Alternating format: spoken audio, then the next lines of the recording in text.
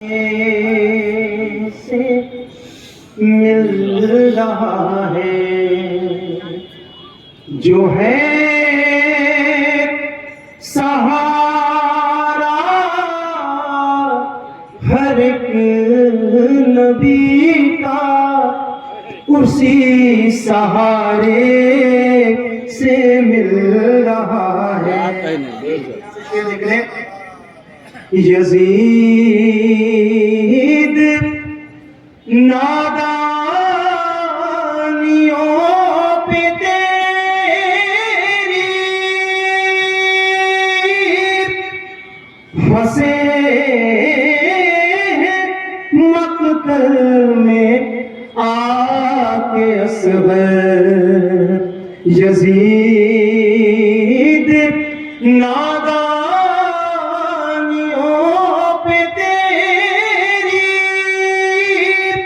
پھنسے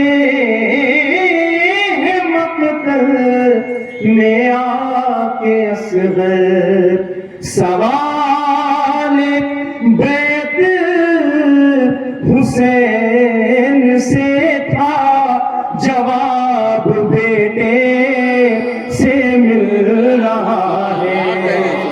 سوال بیت حسین سے تھا، جواب بیٹے سے مل رہا ہے۔ ابھی جو شعر مجھے سنانا تھا حسین ڈے حقیق سطوفہ منظر ہے، ملے جو بالور پر تو فطر سے فلک سے مڑ مڑ کے کہہ رہا تھا، ملے جو بالور پر تو فطر سے فلک سے مڑ مڑ کے کہہ رہا تھا، ارے حسین دیں گے تو کیا ملے گا جب اتنا جھولے سے مل رہا ہے۔ حسین ارے ملے جو بالور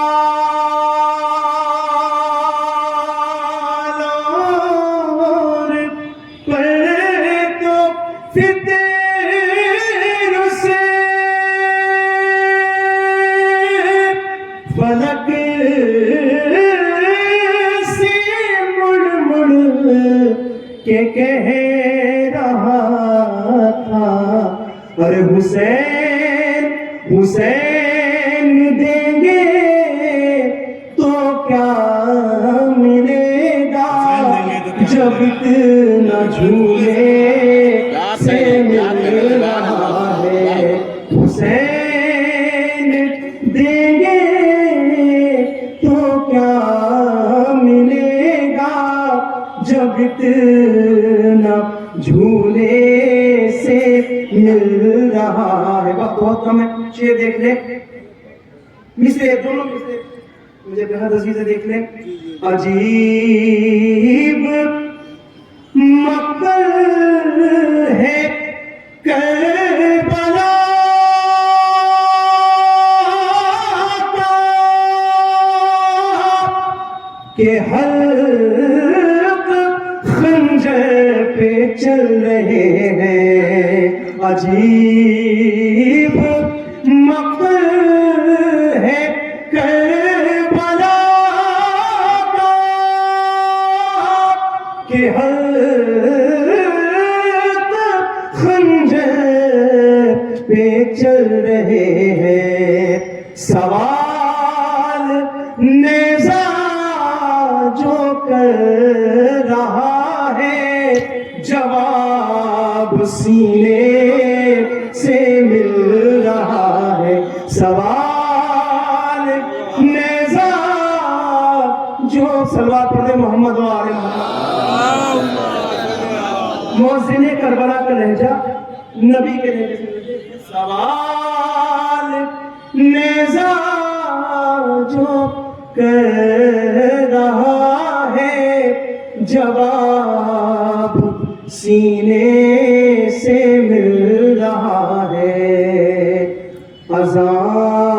اذان اکبر کا نرم لہجہ سنا تو روح بلال بولی سبحان اللہ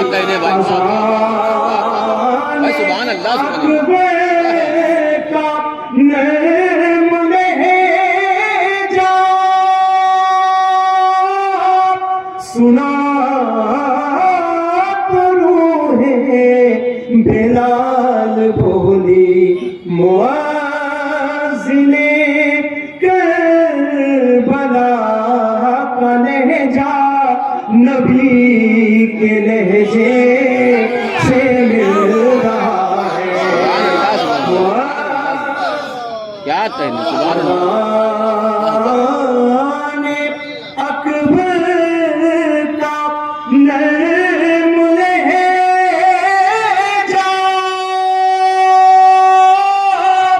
سنا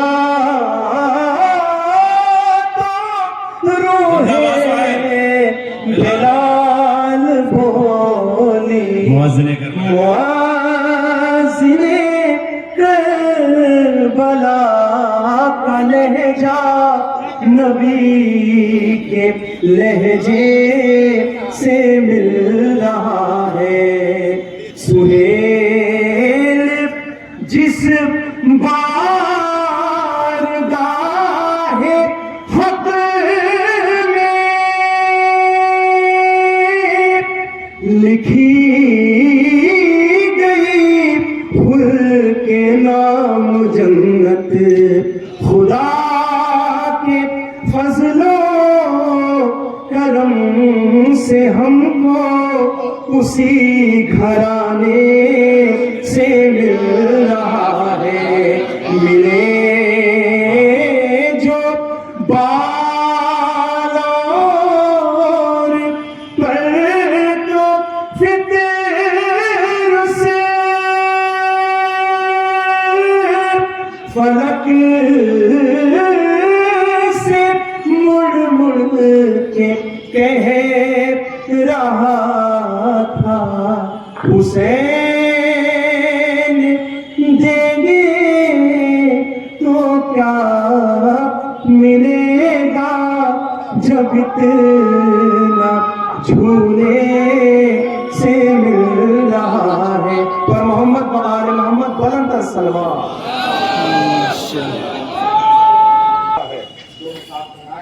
تو ہم یہ چاہتے ہیں آمد بھی ساتھ ساتھ ہو جامد بھی ساتھ ساتھ ہو حالانکہ سہیل صاحب تو انشاءاللہ آپ جو ہے ارے لغت پہ نہ جایا کریے صاحب لغت ہمارے محتاج ہیں لغت کے محتاج نہیں ہیں ہم جو کہہ دیتے ہیں وہ کہہ دیتے ہیں اب یہ لفظ بڑھا لیجیے آمد کے ساتھ جامد آمد کے ساتھ رفع نہیں اچھا لگتا ہے آفیہ کے ساتھ ہم لوگ بات کرتے ہیں تو آمد اور جامد انشاءاللہ دونوں ساتھ میں ہوگی اصل میں کیا ہے دیکھیے عرض کروں اردو خالی اردو نہیں ہے میں جو بولتا ہوں وہ اردو ہے آپ کہیں گے یہ اردو کیا ہوتی ہے جس میں ہندی کے ہے کی کٹ آ جائے اسے اردو کہتے ہیں کبھی اردو بولتے ہیں اب آپ کہیں گے یہ اردو کیا ہے جس میں فے کے فارسی والی ٹوٹ آ جائے اور فارسی نما بولی جانے لگے وہ اردو ہوگی اردو نہیں ہوگی اور کبھی کبھی اماموں میں اردو بولی جاتی ہے یہ کیا ہے جب اردو عربی آ جائے تو وہ اردو نہیں اردو ہو جاتی ہے اسی طریقے سے الفاظ ہوتے ہیں اب میں چل رہا ہوں شخصیت کی طرف میں ایک بار خالی اس رضا کی طرف کانپور سے تکلیفی ہے اور موقع ہے ہمارا ایک مقابل نہیں ہے اس وجہ سے اب یہ 45 منٹ کا گفتگو کریں گے تو میں نے سوچا 2-3 منٹ کم سے کم میں بھی تو سہارا بن جاؤں ایک بند جناب نیت سرسوی صاحب کا پیش کرتا ہوں جناب اکبر کے لیے چاند اکبر سے چمکنے کی اجازت مانگی پھول بھی ان سے مہکنے کی اجازت مانگے شیشے عشق छलकने की इजाजत मांगे, दिल जुलेखा का धड़कने की इजाजत मांगे। भला है ये कोई मिस्र का बाजार नहीं, हुस्न यूसुफ का यहाँ कोई खरीदार नहीं। तशरीफ ला रहे हैं हुज्जतुल इस्लाम वल मुस्लिमीन मौलाना गुलाम हुसैन साहब, जो ईरान कल्चर हाउस में हैं। लाहौर की धूल-मिट्टी से आपकी इस चराग में आंखें खोली हैं और ईरान में बड़ा कारनामा इनका रहा है, बड़े खिदमात हैं। तसनीफ के तालीफ के एतबार से बेहतरीन मुसन्निफ हैं, बेहतरीन मौलिफ हैं, बेहतरीन दीन के मुअल्लिफ हैं, बेहतरीन कारकर्दगी आपकी कुरान करीम की तालीमात पे आपका बड़ा काम है, नहजुल बलागा की तशरीहात पे आपका बड़ा काम है। दिल्ली में ये पुरानी मुआशरा बनाए रखने में आपका बड़ा कंट्रीब्यूशन है और आपकी खिदमात को देखते हुए हम यही दुआ करेंगे कि अल्लाह आपको दूर हयात दे, तौफीकात में इजाफा हो और तशरीफ ले आए। आज के इस जलसे से दस्तखत, पहले इजलास पे कामयाबी का दस्तखत करने के लिए और इंशाल्लाह उसके बाद दूसरा इजलास ठीक शाम को ठीक 7 बजे होगा और उसमें इंशाल्लाह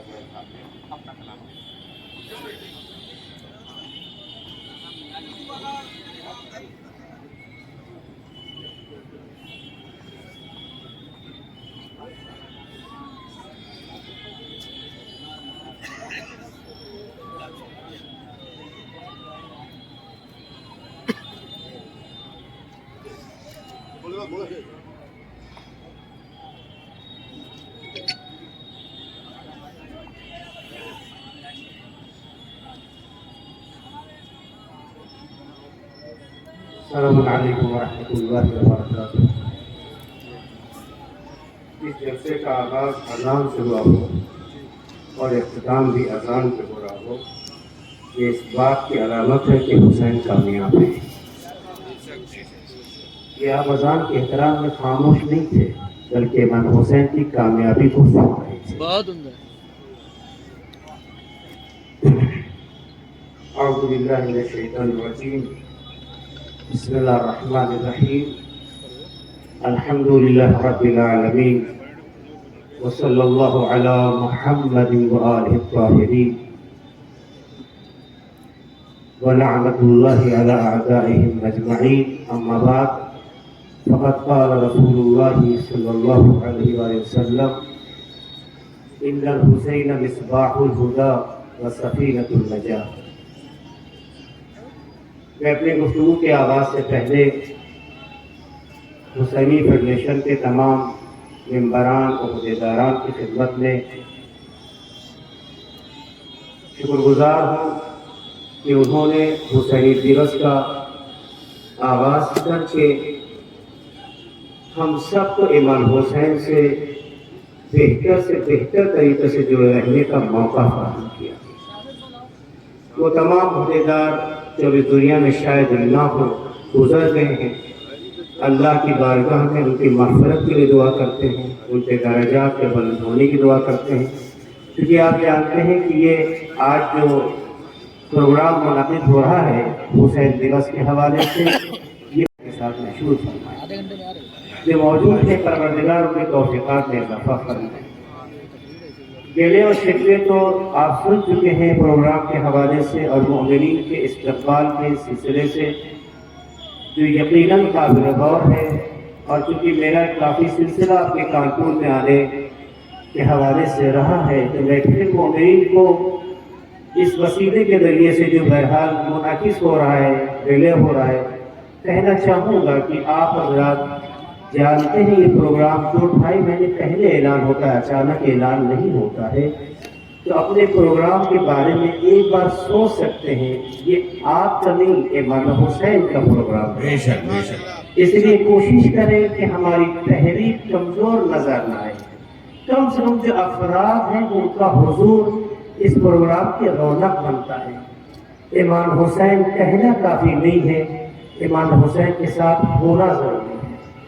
इंशाअल्लाह आप हैं, इसमें कोई शक नहीं है, लेकिन कुछ जगहों पे आपका हुजूर कहीं ना कहीं मेयाद बन जाया करता है। इसलिए ख्याल रखें, इतना बड़ा प्रोग्राम जो कानपुर के शहर की शनाख्त है, यानी कानपुर के शायद कुछ ही ऐसे प्रोग्राम हो जो कानपुर की अलामत बने हों, उनको पहचानने का जरिया हो, उनमें से एक ये हुसैन दिवस भी है। میں جہاں ہندوستان کے مختلف شہروں میں جاتا ہوں، جو حضرات کسی زمانے میں یہاں اسٹوڈنٹ تھے، آج کسی نہ کسی پوسٹ پہ کام کر رہے ہیں، اس کا تذکرہ کرتے ہیں۔ 2 دن پہلے میری بات ہو رہی تھی، میں نے بتایا کہ مجھے جانا تھا۔ ہاں مجھے یاد ہے، جب میں پڑھتا تھا تو میں وہاں ضرور جایا کرتا تھا۔ تو اس کا مطلب یہ کہ کانپور کا یہ پروگرام ایک ایسا پروگرام ہے جو آپ کی پہچان، آپ اپنی پہچان کو کیسا بنانا چاہتے ہیں، یہ فیصلہ آپ کا ہوگا۔ ہمیں امید ہے کہ انشاءاللہ آپ ہمیشہ کی طرح اس مسئلے میں سنجیدگی سے غور کریں گے، اور ایک ہفتہ جیسا کہ ہمارے برادر عزیز نیر صاحب نے کہا کہ امام حسین کے لیے ایک ہفتہ تو ہم معین کر سکتے ہیں اور یہ مخصوص کر سکتے ہیں، تو انشاءاللہ اس حوالے سے ہم سوچیں، اور ہمیں یقین ہے کہ یہ پروگرام ہمیشہ کی طرح آپ کے حضور کے ساتھ رونق کر رہے گا انشاءاللہ۔ ایک صلوات پڑھ لیں محمد اللہم صلی علی محمد۔ آپ کے سامنے پیغمبر کی بہت ہی مشہور معروف حدیث پیش کی، جس کا ترجمہ آپ جانتے ہیں۔ سوال یہ ہے کہ دنیا میں بہت سے لوگ آئے اور چلے گئے، جب سے دنیا قائم ہے اس کو اعداد میں شمار کرنا مشکل کام ہے، یہ علم خدا میں ہے۔ جب سے دنیا قائم ہے بہت سے لوگ آئے اور چلے گئے، بہت سی شخصیتیں آئیں اور چلی گئی۔ ہم نے یہ دیکھا کہ انسان کتنا ہی اچھا کیوں نہ رہا ہو، اس کی یادیں ایک وقت تک تو رہی، لیکن زمانے کے گزرتے ہوئے یادیں کم ہوتی چلی گئی، اور یہاں تک کہ وہ تاریخ کے صفحات میں کھو گیا، زمانہ آگے نکل گیا، ان کی یادیں تمام ہو گئی۔ لیکن اسی کائنات میں ایک ہستی جس کا نام امام حسین ہے، وہ بھی وجود میں آئی، مگر جیسے جیسے زمانہ آگے بڑھتا گیا ان کی یاد اور تازہ سے تازہ ہوتی چلی گئی، اور ان کی یاد میں اضافہ ہوتا چلا گیا، اور اس یاد میں رونق بڑھتی چلی گئی۔ کچھ تو اس کے پیچھے سبب ہوگا، کچھ تو اس کے پیچھے راز ہوگا۔ آخر دنیا میں لوگ بھول جاتے ہیں، بہت سے چہرے، شخصیتیں، آئیڈیلز آئے اور چلے گئے، اور لوگوں کی یادیں بھی وقت کے ساتھ کمزور پڑ جاتی ہیں، یہاں تک کہ اس کا تذکرہ بھی ختم ہو جاتا ہے۔ 2-4 نسلوں کے بعد پچھلے سلسلے کو یاد کرنے والے تاریخ کے طالب علم ہو سکتے ہیں، معاشرہ نہیں ہو سکتا۔ لیکن امام حسین علیہ السلام کی شخصیت ایسی ہے کہ جیسے جیسے زمانہ بڑھتا چلا جا رہا ہے، اس یاد کی رونق میں اضافہ ہوتا چلا جا رہا ہے۔ ایسا نہیں لگتا کہ یہ واقعہ 1400 برس کا ہے، ایسا لگتا ہے حسین آج کی، حسین کل کی بھی ضرورت ہے، امام حسین آج کی بھی ضرورت ہے، اور کل کی بھی ضرورت نہیں ہے۔ کیا راز ہے اس کے پیچھے؟ وہ بہت اہم ہے۔ میں اپنے جوانوں کو زیادہ متوجہ کرنا چاہتا ہوں اپنی باتوں کی طرف، اور اس پر غور کریں۔ بہت سی باتیں میں انٹرنیشنل نیشنل دونوں اعتبار سے آپ کے سامنے رکھوں۔ میں چاہتا ہوں کہ آپ ان باتوں کے ان پہلوؤں کی طرف توجہ دیں جو اس بات سے پوائنٹ اور مرکزی بات آپ کے حوالے ہو رہی ہے۔ کیا وجہ ہے امام حسین کی یاد آج بھی بہت تازہ ہے اور اس میں اضافہ ہوتا چلا جا رہا ہے؟ کچھ تو ہے نا۔ آپ وہ جملہ یاد کیجئے، امام حسن علیہ السلام سے جب امام حسین علیہ السلام آخری وقت جب زہر کا اثر آپ کے بدن میں ہو گیا ہے، ملنے جاتے ہیں تو بھائی کا یہ حال دیکھ کے رونے لگتے ہیں۔ تو امام حسن علیہ السلام ہاتھ پہ ہاتھ رکھ کے فرماتے ہیں، لا یومک یومک یا ابا عبداللہ، حسین جیسا دن تم پر آئے گا ویسا دن تاریخ میں کبھی نہیں آئے گا۔ جیسا دن لا یومک یومک یا ابا عبداللہ، تمہاری زندگی میں ایک دن ایسا آئے گا جیسا دن تاریخ بشریت میں دوبارہ، یہ کون کہہ رہا ہے؟ وقت کا امام علم امامت کے دائرے میں یہ بات رکھ رہا ہے۔ اس کا مطلب یہ کہ امام حسین کی زندگی ایک ایسے دن سے وابستہ ہے کہ جس دن کی نہ نظیر ہے نہ کوئی ثانی ہے، جس دن کو آپ روز عاشور ہیں۔ یہ روز عاشور کیوں اتنا ہماری زندگی کے لیے اہم ہوا؟ امام حسین نے روز عاشور تاریخ میں ایک دن رقم کیا، مگر اس روز عاشور کو اتنا تربیتی اور جوان بنا دیا کہ قیامت تک کے ہر جوانوں کے لیے کربلا آئیڈیا ہے، ہر آنے والی نسل کے لیے کربلا لوگوں کے لیے نمونہ ہے۔ کربلا کو امام حسین نے اس طرح آباد کیا کہ جہاں پر مذہبی ذہنیت کے تعصب سے کربلا کو آزاد کر کے انسانیت کا رنگ دے دیا۔ یہی وجہ ہے کہ ہر وہ انسان جس کے دل میں انصاف ہے، شرافت ہے، عزت نفس ہے، حیا ہے، فکر ہے، وہ مذہب کوئی بھی رکھتا ہو، مذہب کی قید سے آزاد ہو کر حسین ابن علی کو یاد کرتا۔ ہمارے ہندوستان کی سرزمین پر حسینی برہمن کا وجود، دوسری قوموں میں امام حسین علیہ السلام کی یاد کا جذبہ، مختلف ممالک میں جہاں پر شاید مسلمان کی تعداد محدود ہو مگر امام حسین کو یاد کرنے کا حوصلہ، یہ ہم سب کو پیغام دیتا ہے کہ امام حسین نے کربلا میں جو کردار پیش کیا، جو پیغام دیا، جو تحریک پیش کی، اس تحریک کو کسی مذہب میں محدود نہیں کر سکتے ہیں۔ امام حسین نے کربلا میں صرف اسلام کی حفاظت نہیں کی، انسانیت کی حفاظت کی، شرافت کی حفاظت کی، قداست کی۔ واہ واہ واہ واہ واہ۔ یہی وجہ ہے امام حسین کی یاد پر آپ دیکھیے تو اگر عمومی سطح پہ دیکھیں تو امام حسین کی یاد کی کہیں مخالفت نہیں ہے۔ جہاں بھی امام حسین کی مخالفت اس کے پیچھے دو وجہ ہے، یا وہ مخالف نادان ہے یا بے خبر ہے۔ اگر اسے خبر ہوتی تو ممکن نہیں ہے کہ وہ امام حسین کو مخالف ہوتا، کیونکہ جب امام حسین کو مذہب اسلام سے جوڑتا ہے یا مذہب تشیع سے جوڑتا ہے تو تعصب کی فکر آگے چلی آتی ہے، حقیقت پیچھے رہ جاتی ہے۔ ضرورت ایسے معاشرے میں اس کام کو کرنے کی ہے کہ ایسی ذہنیت کو کس طرح سے آمادہ کیا جائے کہ اس حسین کو پہچان لے جسے کربلا نے دنیا کے سامنے پیش کیا۔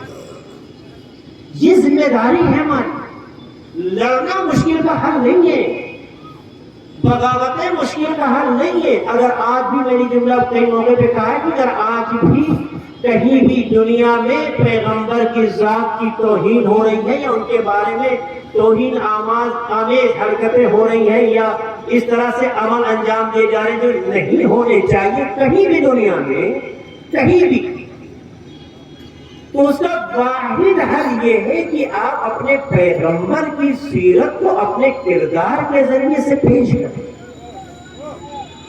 آپ اچھے کریں۔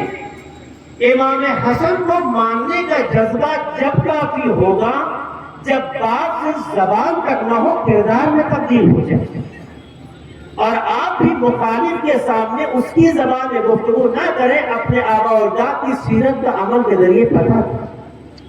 لہذا ضرورت کا تقاضا یہ ہے کہ ایسے ماحول، ایسے معاشرے میں آپ اس طرح سے اپنے عمل کو پیش کریں یا ایسے اسباب فراہم کریں کہ یہ جو مخالف فکر ہے جو اپنی نادانی یا جہالت کی بنیاد پر یہ نازیب حرکات کر رہی ہے، نازیبہ حرکتیں کر رہی ہیں، اسے تب کر دیں اور وہ سوچنے پہ مجبور ہو جائیں جو حق و حقائق ہے۔ اور یہ ممکن ہے کیونکہ کربلا جو آج بھی زندہ ہے، امام حسین جن کی آج بھی دنیا کے ہر گوشہ و کنار میں منائے جاتے ہیں۔ آپ دیکھیے 40 کے موقع پر آج آپ واضح طور پہ دیکھتے ہیں سرزمین کربلا پہ صرف شیعہ کا وجود نہیں ہوتا ہے، کرسچن وہاں ہوتے ہیں، بعض یہودی وہاں ہوتے ہیں، مسلمان کے ہر مسلک کے تقریباً لوگ وہاں ہوتے ہیں، دوسرے مذاہب اور دوسرے افکار رکھنے والے بعض ہمارے ہندو برادران بھی وہاں پہنچتے ہیں اور اظہار عقیدت کرتے ہیں۔ دیکھیے کسی سے اظہار عقیدت کرنا آسان ہوتا ہے، پیسہ خرچ کرنے کا جذبہ کم ہوتا ہے، لیکن جب کوئی پیسہ خرچ کر کے وہاں تک جا رہا ہے تو اس کا مطلب یہ ہے کہ اس عقیدت کے پیچھے کچھ حقیقتیں ہیں، آج نہیں کل اس کا اثر محسوس ہوتا ہے۔ تو اس کی وجہ کیا ہے؟ اس کی وجہ سب سے بڑی ہے کہ امام حسین نے دنیا کی سوچ بدلی، تھاٹ بدلے، विचार धाराएं बदली, नजरियात बदले।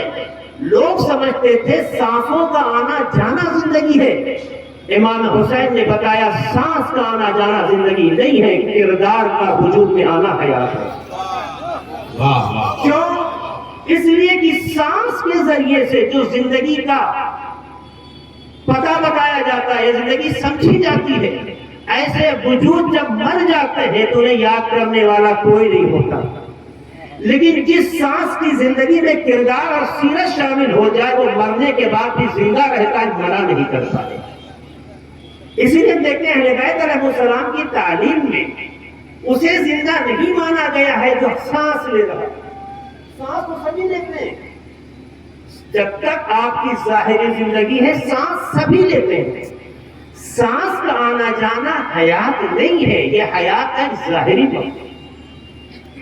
हकीकत हयात ये है कि जिस मकसद के लिए आप पैदा हुए हैं, आपके जरिए वो मकसद जाहिर हुए हैं। जिस हदफ के लिए इस दुनिया में आप आए हैं, ऊपर वाले ने आपको पैदा किया। अपना मजहब बड़ा अच्छा जुमला है, कहा था। मैं उस जुमले में एक चीज का इजाफा करना चाहता हूँ। हमारे बराबर मोहतरम डॉक्टर जनाब नैयर साहब ने जुमला कहा, सबसे बड़ी अदालत में केस जाने के बाद पीछे वापस नहीं आता। अलबत्ता जुमले बड़ी एहतियात थी इनके। ऊपर की अदालत सुप्रीम पावर जाने के बाद आपने एक नजर कशी की कि वहां तक केस जाता, वहां से यहां नहीं आता। लेकिन परवरदिगार ने उसे जमीन पर हुसैन के जरिए हल किया। ये हल करके अल्लाह ने निजाम बदला नहीं है, बल्कि अपने गफूर होने का मजहर हुसैन की शक्ल में पेश किया है। वाह वाह वाह कि देखो तुम्हारा खुदा कैसा गफूर रहीम है। अगर एक मजहर में आ जाए जज्बा है, तो तुम्हारे खुदा का जज्बा कैसा हो।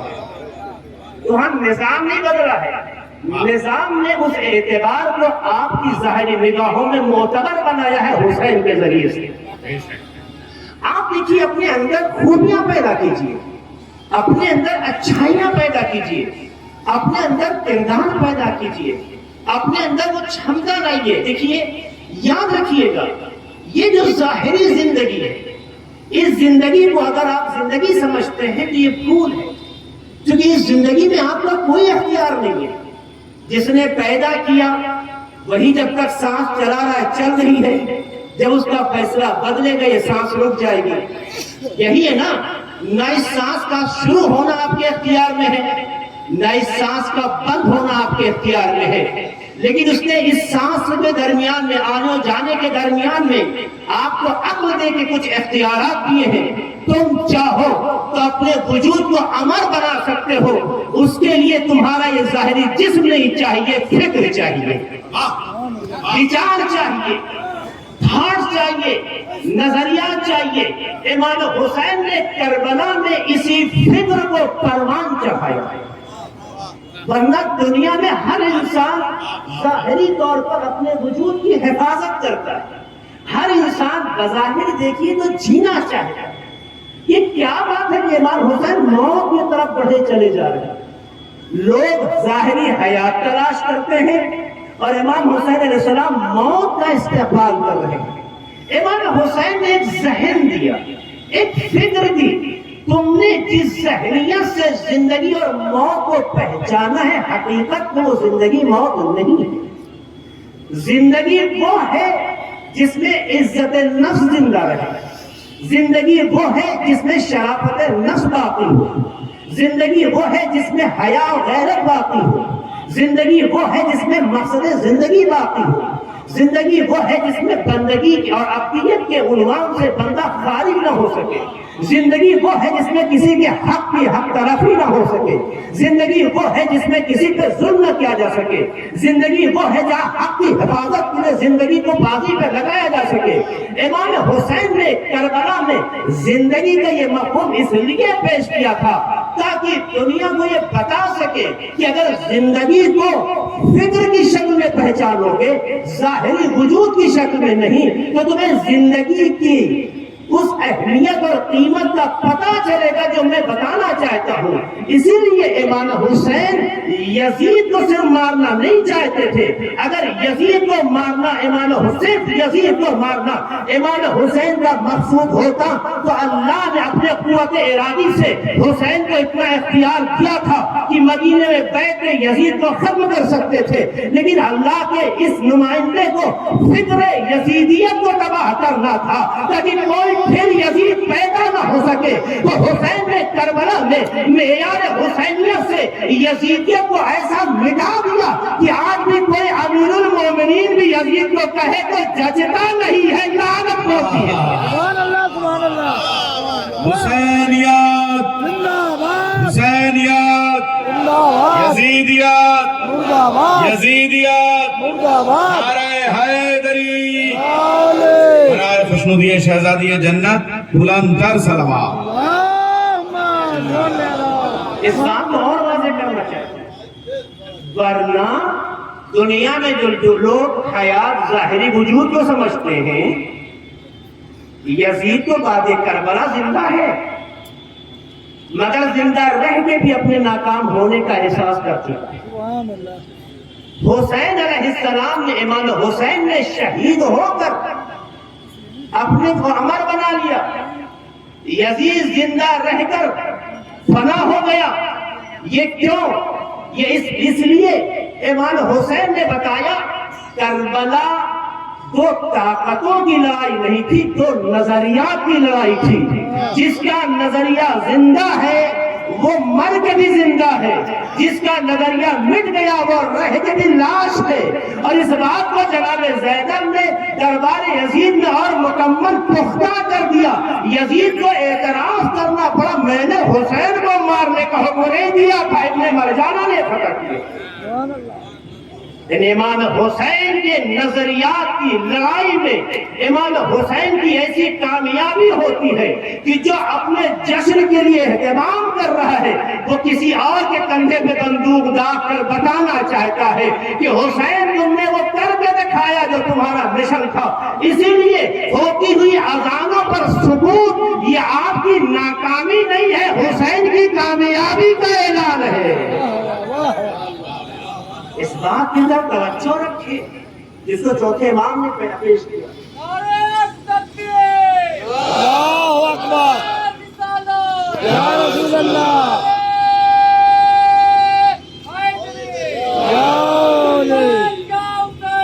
لبیک یا حسین لبیک یا حسین لبیک یا حسین. اللہم صلی آپ ملاحظہ کر سکتے ہیں، آپ دیکھ سکتے ہیں اس حقیقت کے پیچھے جو صورتحال ہے. یزید کربلا کے بعد شاید 3 سال سے زیادہ زندہ نہیں تھا. فنا تو ایسے تھا، امام حسین ایک جملہ کہا تھا، مثلی لا یبایع مثلی، مجھ جیسا اس جیسے. امام حسین کہہ سکتے تھے حسین یزید کی، حسین اور یزید کے لفظ استعمال نہ کر کے جملے میں امام نے واضح کر دیا کہ بحث افراد کی نہیں ہے، نظریات کی ہے، سبحان اللہ فکر کی ہے، وچار دھاراؤں کی ہے. مجھ جیسا اس کا مطلب یہ ہے کہ اگر کسی بھی دور میں یزید نے سر اٹھایا تو اس دور کے حسین کی ذمہ داری ہوگی کہ وقت کا حسین بن کر ہر زمانے کی یزیدی نظریات کو مٹا دے.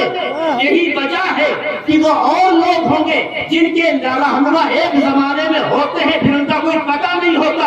اللہ کا لاکھ لاکھ شکر ہے کہ اس نے ایسے نمائندے ہمیں عطا کیے کہ انہوں نے اپنی تربیت میں ایسے جیانے دنیا کو دیے ہیں کہ اپنے اقتدام سے، اپنے افکار سے، اپنی رہنمائیوں سے، اپنے نظریات سے، اپنے فیصلوں سے یہ پتا دیتے ہیں کہ ہم غلام حسین ہیں. دیکھو اگر نوکر کا کردار اتنا بلند ہے تو آقا کا کردار کتنا بلند ہے. سبحان اللہ سبحان اللہ. تو کربلا نے نظریات بدلا اور کہا زندگی وہ نہیں ہے جسے تم سمجھتے ہو. اگر اس معیار کی زندگی بن گئی تو پھر موت پیچھے چلی جائے گی، حیات آگے بڑھ جائے گی. इसी से मुकाबला वही करता है जो डर को पीछे छोड़ दे। इसी से लड़ने का हौसला वही करता है जो मौत को पीछे छोड़ दे। जिसे मौत का डर सताए वो इसराइल को हो सकता है, मुसलमान नहीं हो सकता। मौत का डर जब किसी में पाया जाता है तो फिर मौत की बुनियाद पर अपने मिशन, अपनी तहरीक, अपने नजरियात को बदल देता है। जब मौत हो और मौत का डर हो, लेकिन अगर जिंदगी को उस मेयार, उस कालिब में उतार दिया जाए जो इमाम हुसैन ने चाहा है, तो जनाब कासिम की आवाज आती है कि मैं मौत से नहीं डरता। अहला मिनल असहल, शहद से ज्यादा शीरी महसूस करता हूँ। ये शहद से ज्यादा शीरी का एहसास जब पैदा होगा जब इंसान में मेयार आ जाए, मौत पीछे चली जाती है, वजूद में मिठास पैदा हो जाए। अब ये मौत नहीं है, ये वो शीरीनी है कि जो अपने मौत से दुनिया में ऐसी हलावत पैदा करती है कि नस्लें कम करती हैं मगर उसका एहसास खत्म नहीं होता। ये है करबला। क्यों इमाम हुसैन जिंदा है, क्यों इमाम हुसैन को लोग याद करते हैं? का वजह ये है कि इमाम हुसैन ने करबला में बहुत बड़ा किरदार पेश किया। ये पैगंबर ने जो कहा चिराग हिदायत, इसकी तफसीर में पेश कर रहा हूं। क्या किरदार, क्या कैरेक्टर? का दूसरा कैरेक्टर इमाम हुसैन का करबला में एक अजीम है, वो बहुत बड़ा हुआ ये कि तुम मजलूम के हामी और जालिम के दुश्मन बनो। मजलूम की हिमायत करो और जालिम का कभी साथ ना दो। इमाम हुसैन ने जहां पे भी मजलूमियत के आसार थे वहां इमाम हुसैन ने बढ़ चढ़ के हिस्सा लिया और साथ दिया, मगर जालिम का कभी साथ नहीं। इसलिए मुमकिन नहीं है आप जालिम का भी साथ दें और मजलूम का भी साथ दें। कहते ना हमारे माशरे में दोनों हाथों में लड्डू नहीं हो सकते, दो नावों पे सवार, इस तरह के मुहावरे हमारे मसले हैं हमारे दरमियान। याद रखिएगा, इंसान को अपना रास्ता मुअय्यन करना होगा। पहले जुल्म और मजलूम, जालिम मजलूम, इनकी परिभाषा को समझें। अफसोस ये है आज की दुनिया में ये तारीफ भी लोगों ने अपने अपने सलीके से कर ली।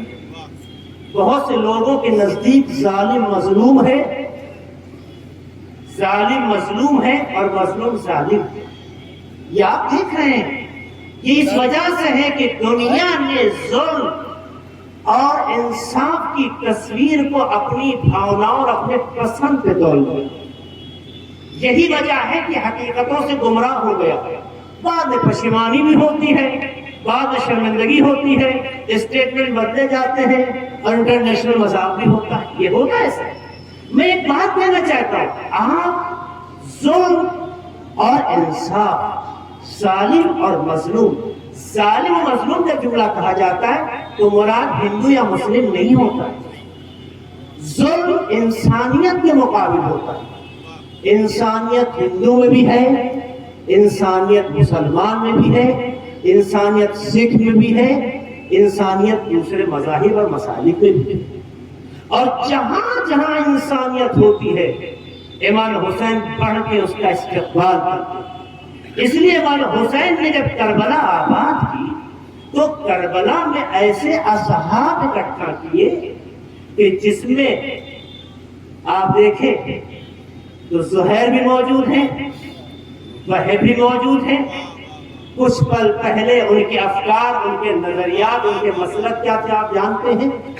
लेकिन जब इस रोशनी ने, इस ज़िया ने अपना असर डाला, हुसैनी बनी और ऐसे हुसैनी बने कि जो करबला में इमाम हुसैन के लिए शहादत का जज्बा पेश किया। एक लम्हे के लिए सोचे, जो ज़ुहैर इमाम हुसैन से फासले से चल रहे थे, मक्के के बाद वो फासले लगे हुए, ख़याम फासले पे लगा रहे थे, लेकिन एक वक्त आता है जब इमाम हुसैन ने उन्हें आवाज दी और अपने सफीर के जरिए बुलाया, अपने एलची के जरिए बुलाया। बाज़ नक़ल में है कि जनाब अली अकबर के जरिए दावत थी, बुलाया। वही ज़ुहैर जो अब तक फासले से चल रहे थे, جب امام حسین کی روشنی کے سائے میں آ گئے یا اس روشنی کے حدود میں آ گئے تو نتیجہ یہ ہوا کہ ایسا مقدر ان کا بدلا کہ امام حسین کی نماز کی حفاظت کے لیے کھڑے ہوئے آنے والے تیر تھک گئے مگر کسی تیر کو حسین کو نہیں لگنے دیا۔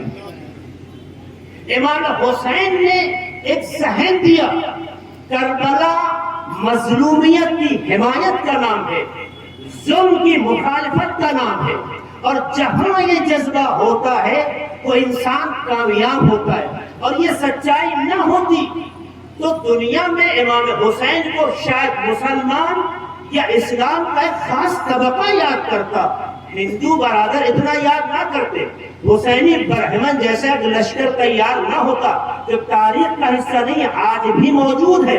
ہمارے ہندوستان کے مختلف حصوں میں آج بھی دیکھیں گے ہماری بہنیں، ہماری مائیں جو مذہب ہندو سے تعلق رکھتی ہیں، امام حسین سے منسوب عزاداری کا کتنا احترام کرتی ہیں، کتنا آدر و سمان کرتی ہیں۔ ہم نے جا کے سکھایا تھا، ہم نے جا کے بتایا تھا، حسین کی آواز ان کے دلوں پر اثر کر رہی ہے تو ان کا دل حسین کی طرف جھک رہا ہے۔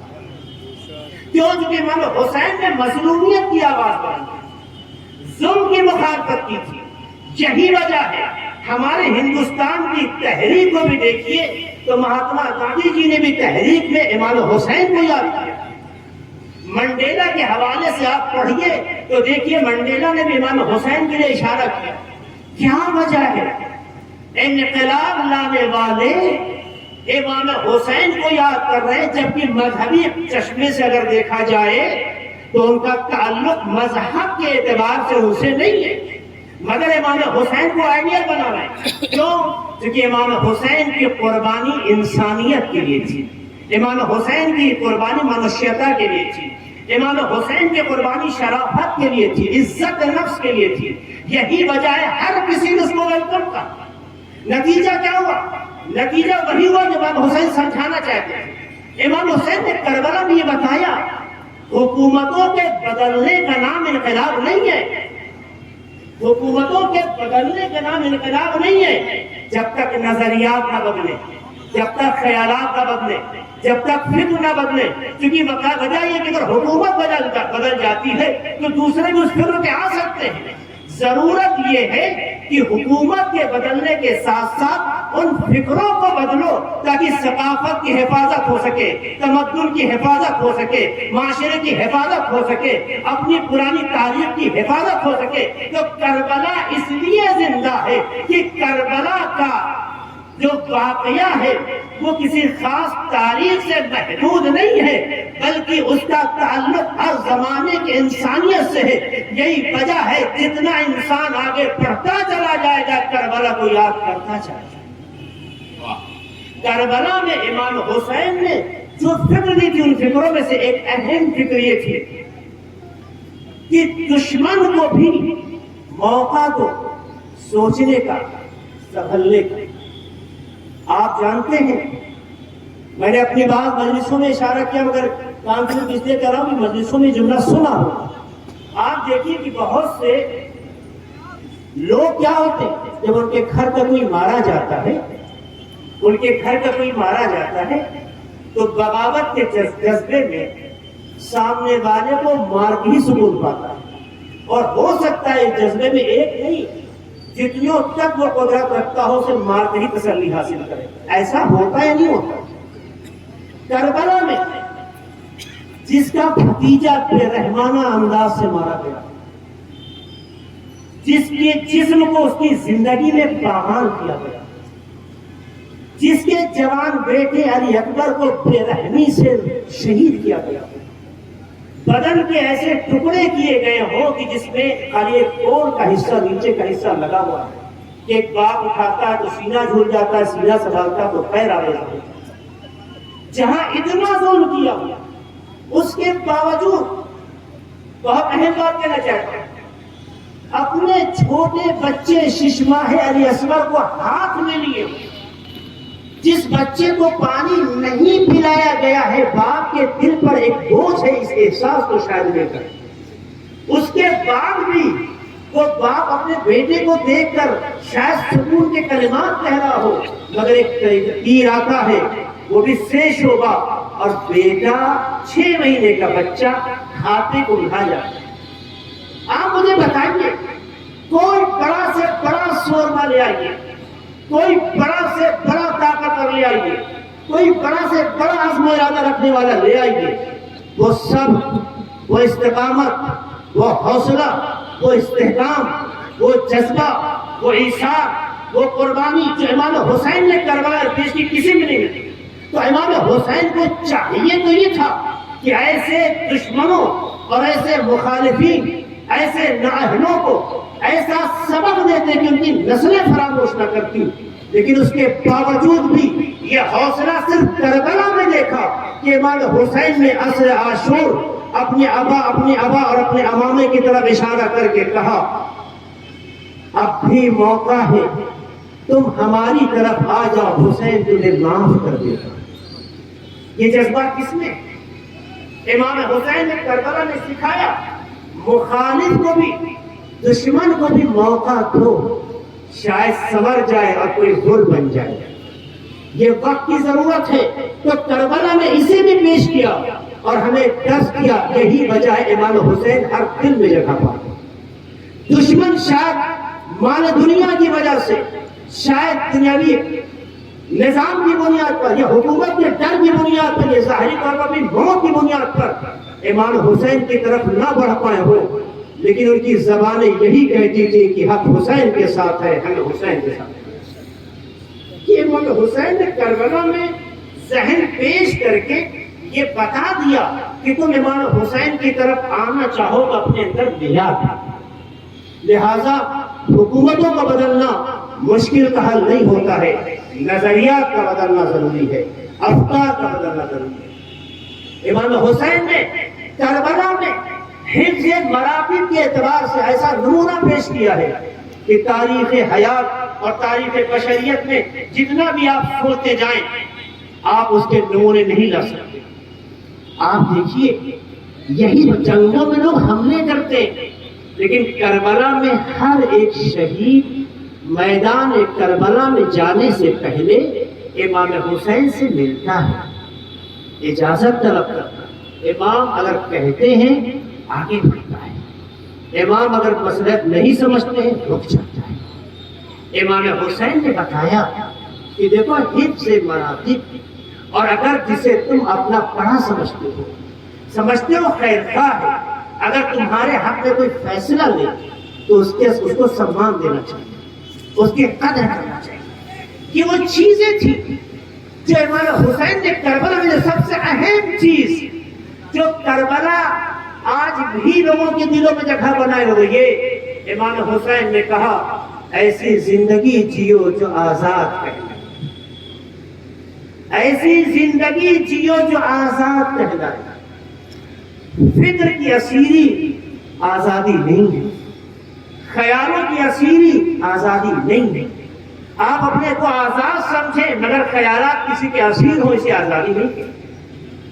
آپ اپنے کو آزاد محسوس کریں مگر نظریات کسی کے ماتحت بن جائیں اور پھر اسی کے پیچھے پیچھے چلنے لگے، یہ آزاد نہیں ہے۔ آزادی کا مفہوم امام حسین نے دیا اور کہا، یاد رکھنا، تمہیں اگر 2 راستوں میں سے ایک چننا ہو، ایک موت، ایک ذلت کی زندگی، تو حسین تمہیں راستہ بتاتا ہے۔ ذلت کی زندگی کو خیر بات کہنا، موت کو گلے لگانا، کیونکہ موت مٹاتی نہیں ہے، اگر سیرت ہو جائے تو مرنے نہیں دیتے۔ لیکن اگر وہی شروع کا جملہ جو میں نے اشارہ کیا، لیکن اگر تم نے ذلت کی زندگی اپنا لی تو ذلت کی زندگی کے بعد تمہارا وجود بوجھ بن جائے گا، نہ چہرہ اٹھا کے جی سکو گے، نہ مسکرا کے رہ سکو گے۔ وہ زندگی نہیں ہے جو کسی کی غلامی کہلائے، وہ زندگی نہیں ہے جو کسی کی اسیری کہلائے۔ زندگی وہی ہے جس میں بولنے کہنے کا جذبہ باقی ہو، مگر ہر چیز کہنے سے پہلے توڑو پھر بولو۔ امام حسین نے جو کربلا میں یہ واقعہ پیش کیا، اس نے ہمیں بہت سے دربنے کی عربی کی بہت سے کلمات نوٹ کیے جو میں نہیں سنا پا رہا ہوں کیونکہ میرا خیال سے وقت میرا تمام ہو رہا ہے۔ آپ دیکھیے پیغمبر نے اسی حسن اعتماد کے ساتھ جو جملہ کہا تھا وہ یہ تھا، حسین چراغ ہدایت ہے۔ لوگوں نے سوچا کہ چراغ ہدایت کا مطلب ہے دین کے رہنما، جبکہ یہ پیغمبر بھی یہ لفظ کہہ سکتے تھے۔ ایک وہ نبی جسے قرآن نے سراجا منیرہ کہا ہے، روشن چراغ، چمکتا ہوا چراغ۔ یقیناً ایسی سند کسی کو وہی دے سکتا ہے جو خود چراغ ہو، کیونکہ کسی کو عالم ہونے کی سند وہی دے سکتا ہے جو خود عالم ہو۔ جاہل کسی کو عالم کہے تو اس کے عالم ہونے کی سند نہیں ہے۔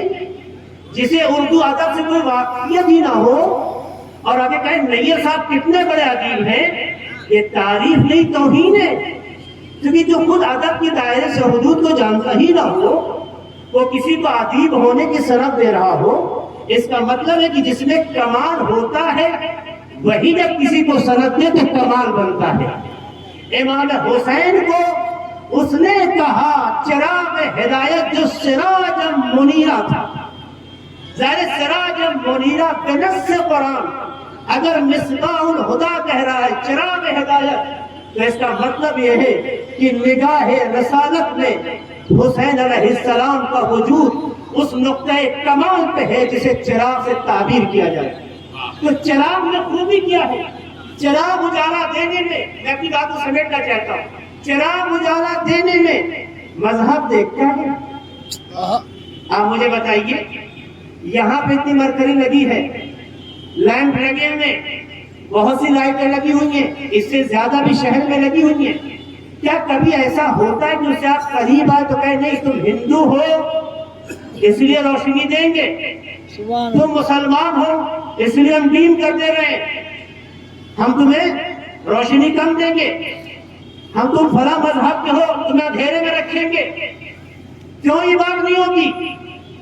چراغ کی حقیقت یہ ہے کہ جس چیز کے لیے اس کا وجود ہوتا ہے وہ اپنے وجود کو اسی طریقے سے پیش کرتا ہے جس محور پر اسے بنایا گیا ہے۔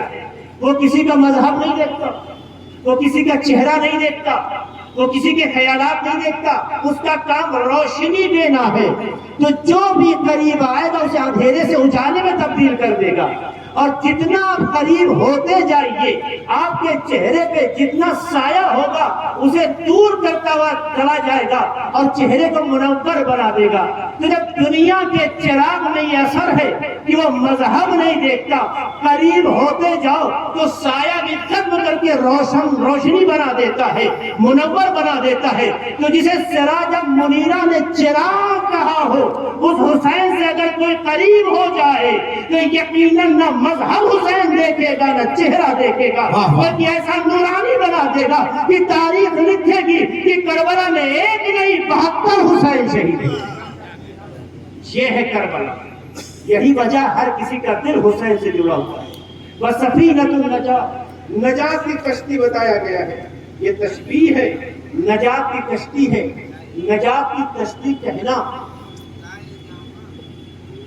ایک مقام تشریح میں بات کو رکھنا ہے تاکہ اس کے وزن سمجھیں۔ کشتی پر جب تک آپ سوار نہیں ہوتے کشتی ضامن نہیں ہے، لیکن جب کشتی پہ سوار ہو جائیں تو کشتی گویا ضمانت دیتی ہے کہ آپ کو ساحل تک پہنچائیں گے۔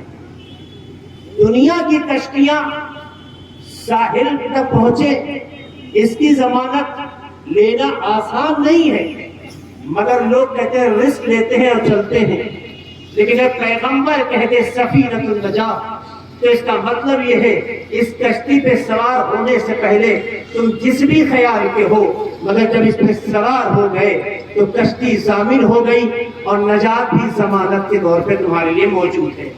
یہی وجہ ہے اہل بیت کو پیغمبر نے سفینہ نوح کہا تھا، کشتی نوح کہا تھا۔